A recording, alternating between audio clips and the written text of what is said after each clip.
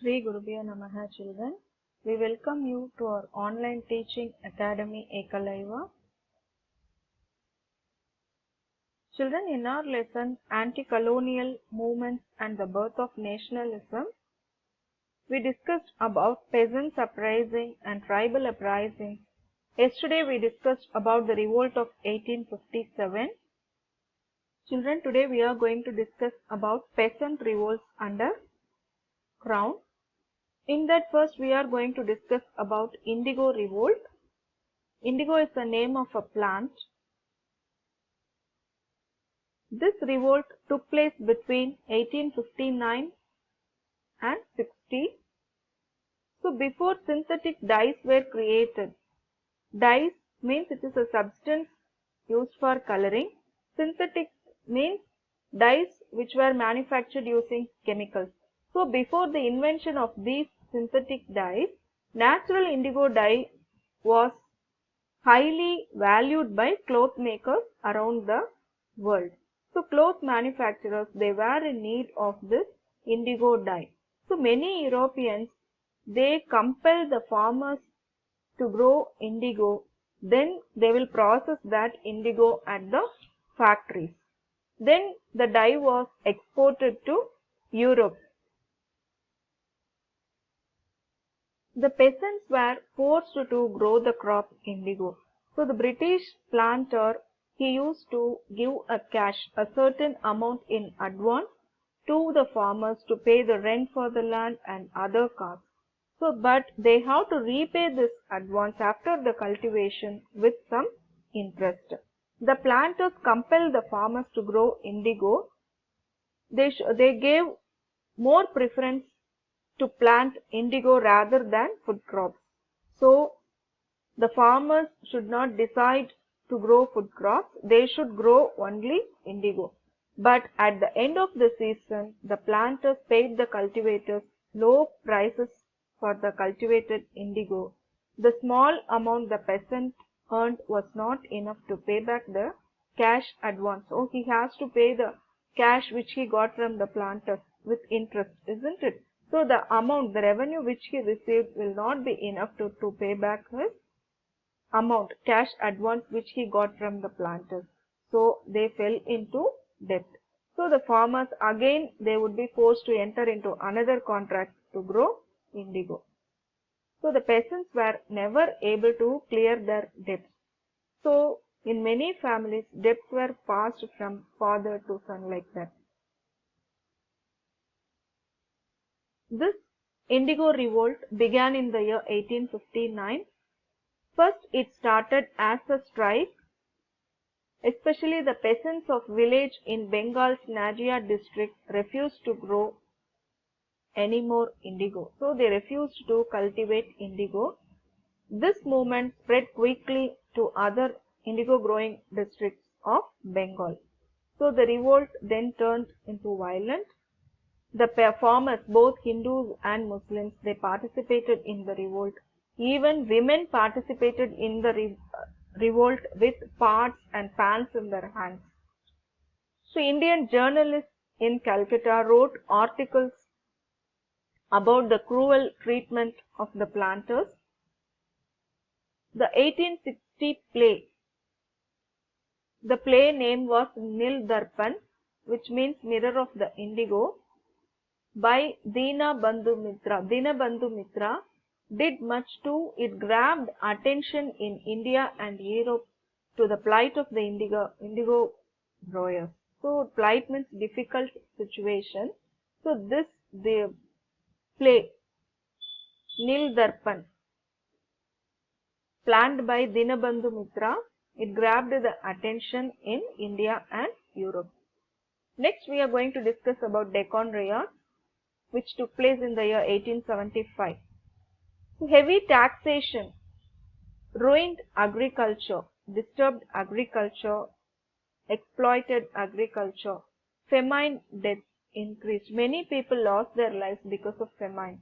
The first recorded incident of this riot was against the money lenders who lived in the Deccan region in May 1875 in a place called Supa.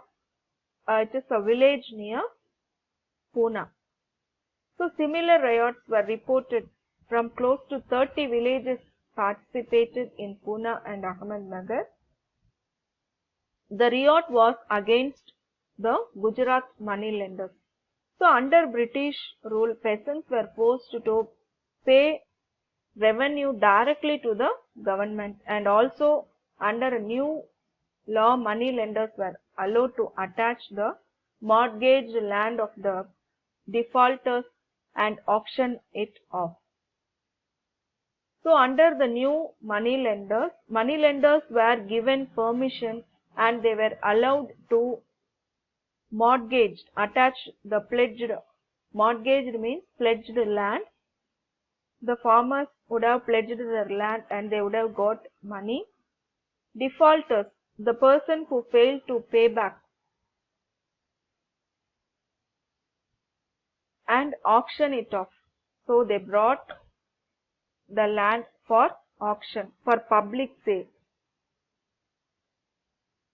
So this resulted in a transfer of land from the cultivators to the non-cultivating classes.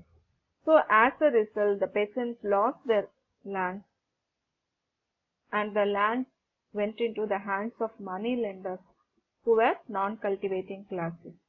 So trapped in the vicious circle of poverty, trapped means caught in the vicious cycle of debt, and they were unable to pay the outstanding amount, the peasant was forced to abandon cultivation. So they were forced to give up cultivation.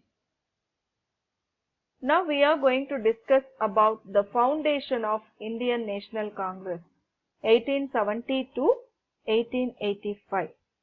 Rise of nationalism. Now we are going to discuss about the foundation of Indian National Congress, 1870 to 1885. Now rise of nationalism. Nationalism is patriotism. If we take the second half of the 19th century saw the emergence of national political consciousness among new social class of English educated Indians. They became aware of the political consciousness. The Indian intellectual group, they played a very important role and they generated national consciousness by exposing a large number of people to the idea of nation, patriotism and merits of democracy. The flourishing print media, both in the ordinary language and as well as in English, played a very important role in circulating such ideas about nationalism, democracy, nation and all. So even though educated Indians were small in number, they had a capacity to contact all the people all over the country. They were working as lawyers, journalists, government employees, teachers or doctors. So they took the initiative to give knowledge about the political outfits, and they started various political outfits like Madras Native Association in the year 1852, East India Association in the year 1866, Madras Mahajana Sabha in the year 1884, Pune Sarvajanik Sabha in 1870, the Bombay Presidency Association in the year 1885 and many others. Economic critique of colonialism. Critique means criticism. Criticism means opinions. So one of the most important contribution of early Indian nationalists was the formulation of economic criticism about the colonialism. About colonialism we have discussed a separate chapter, isn't it? How British established their colonies in various parts of India and all we discussed in detail. Dadabhai Naoroji, Justice Ranade and Ramesh Chandra Dutt, they played a very important role in making this criticism about colonial economy. So they clearly understood that the prosperity, the richness of the British lay in the economic and political subjugation. Subjugation means domination of India. They came to a decision that colonialism was the main obstacle to the India's economic development. Main obstacle means which stops the development. Objectives and methods. The formation of the Indian National Congress in the year 1885 was intended. It paved the way to establish All in India organization, and it was the culmination of attempts by group of educated Indians politically active in three presidencies: Bombay, Madras, and Calcutta. A.O. Hume, he lent his services to facilitate the formation of the Congress. Umesh Chandra Banerjee, he was the first president of Indian National Congress. The first session of the Indian National Congress held on 28th December in the year 1885. So the objectives were to develop and consolidate sentiments of national unity, but also it professed sincerity to Britain, loyalty to Britain. The techniques included appeals, petitions, and delegations. Delegations means representatives to Britain. All these things done within a constitutional framework.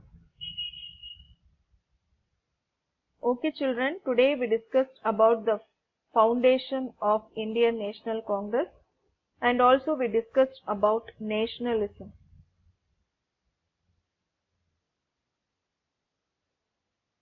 To receive our online lessons, please press the subscribe button and you will receive the latest updates. Thank you children.